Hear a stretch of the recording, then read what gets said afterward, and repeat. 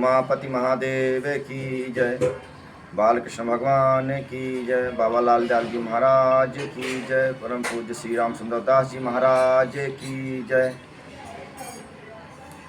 महादेव की कृपा से, सदगुरुदेव महाराज के आशीर्वाद से ये जो रुद्र महायज्ञ हो रहा है महाराज जी के सानिध्य में, यज्ञ का आज चतुर्थ दिवस है।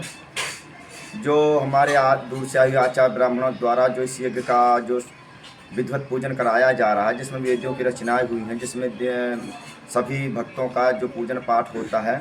तो प्रातःकालीन जो पूजन होता है, पहले वेदीय मंडप पूजन होता है। ये गणेश मंडल है, जो गणेश जी महाराज का रिद्धि सिद्धि के जो दाता हैं, इनका विघ्नहर्ता हैं। इनका पूजन करने से हमारे जीवन में जो रिद्धि सिद्धि की गणेश जी महाराज की विशेष कृपा होती है। और ये आपके वरुण कलश हैं, ये जो हर बिना इनके कोई बिना गणेश जी के बिना वरुण कलश के किसी भी देवी देवताओं का पूजन नहीं किया जा सकता। फिर तो ये यज्ञ है, इसमें जो विधि विधान होता है बहुत विधिवत होता है। इनका पूजन किया जा रहा है। ये वरुण कलश है और वहीं पर ओम और स्वस्ति की रचना जयंती माता में की गई है, जो जयंती महाबली दुर्गा के ही स्वरूप है। ये भी इन्हीं वेदियों का कलश है।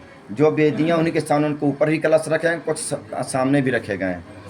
ये आपके 64 जोगनी मंडल हैं, वो षोडश मातृका हैं।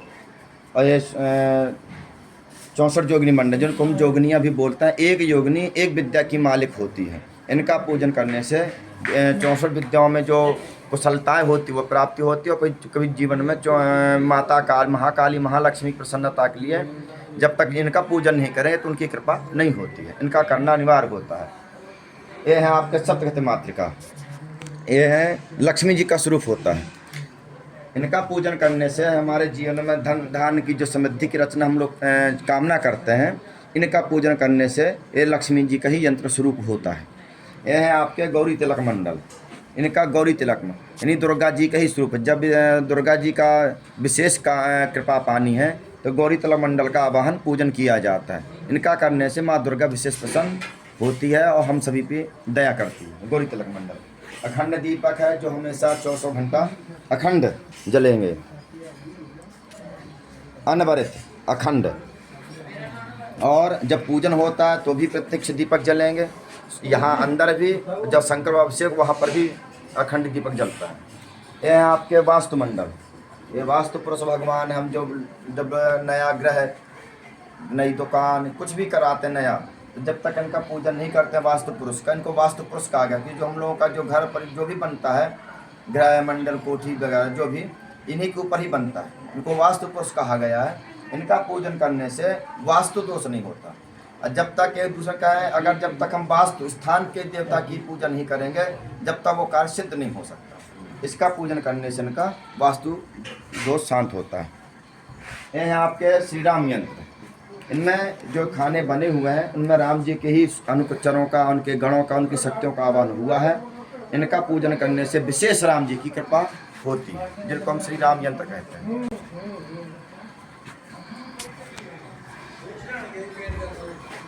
जब मैं गोपाल जी लग रहा, ये सामान अभी क्योंकि व्यवस्थाएं ज़्यादा हैं इसलिए सामान यहाँ रखा है, क्योंकि रोज़ तैयारियां करनी पड़ती हैं। और कुछ सामान अभी अंदर रखा हुआ है। और ये थालियां लग रही हैं पूजन पाठों की, जो लगी हुई हैं थालियां। हमारे आचार्य, कुछ आचार्य अंदर हैं, कुछ बाहर तैयारी करवा रहे हैं पूजन पाठ की।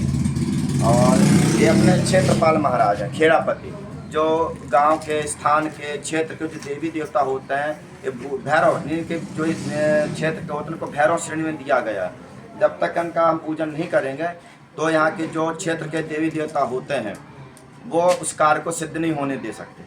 जब तक हमें प्रधानमंत्री से मिलना है तो हमें पहले क्षेत्रपाल का पूजन करना पड़ेगा। सरपंच साहब एक तरीके के अपने पूजन पाठ में क्षेत्रपाल महाराज हैं। नवग्रह मंडल है, ये नवग्रह मंडल आप सभी जानते हैं। इसमें 9 अधिदेव होते हैं, 9 प्रत्यधिदेव होते हैं, 10 दिक्पाल होते हैं, 5 लोकपाल होते हैं। इनका पूजन करने से हमारी कुंडली में सभी के 9 ग्रह में होता है। इनका पूजन करने से 9 ग्रह पीड़ा शांत होती है। जब 9 ग्रह कृपा हो तो 9 निधियों की प्राप्ति होती है। यह अपने असंख्यात रुद्र कलश, जिन्होंने दक्ष का सिर का वो खंडन किया था। असंख्यात उन्हीं के रुद्र, असंख्यात रुद्र कलश है। असंख्यात भगवान शंकर के जो रुद्र गण हैं, इनमें इनका पूजन होता है। इनको असंख्यात रुद्र कलश कहा जाता है। ये हैं अपने सर्वतोभद्र मंडल। ये कृष्ण जी का और सभी देवताओं का विशेष यंत्र होता है, तीर्थों का, ऋषियों के, वेदों के। इनको सर्वतोभद्र मंडल कहा गया, जो गोवर्धन भगवान का स्वरूप है, कृष्ण भगवान का साक्षात होता है। इनका पूजन करने से सभी तीर्थों का, महापुरुषों का, कृष्ण जी का पूजन करने का पुण्य फल मिलता है।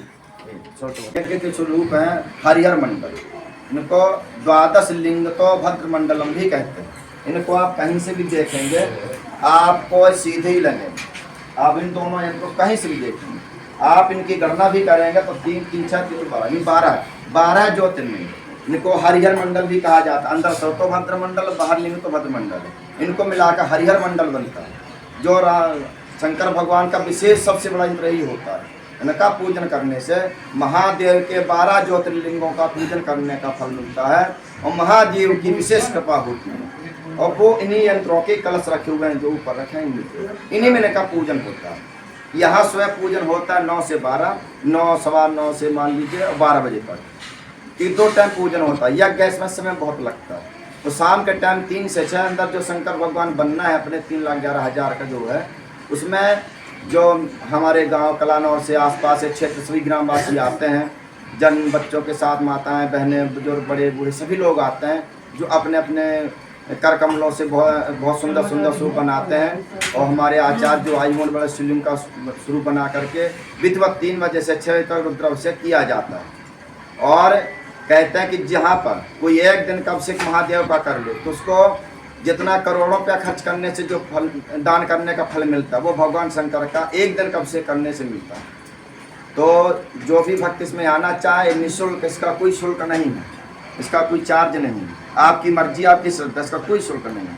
आप यहाँ जो पूजन में बैठेंगे वो व्रत रहते हैं, एक टाइम सुबह फलाहार करेंगे, उनको यहाँ फलाहार की भी व्यवस्था है, चाय पानी फलाहार सब यहाँ व्यवस्था है। महादेव की कृपा से आप सबके सहयोग से दोपहर में भोजन भी है, जिन्होंने नहीं रखा हो उनके लिए लंगर भोजन प्रसाद है। और शाम को जब रुद्राभिषेक हो जाता है उसके बाद में भी भोजन प्रारंभ है।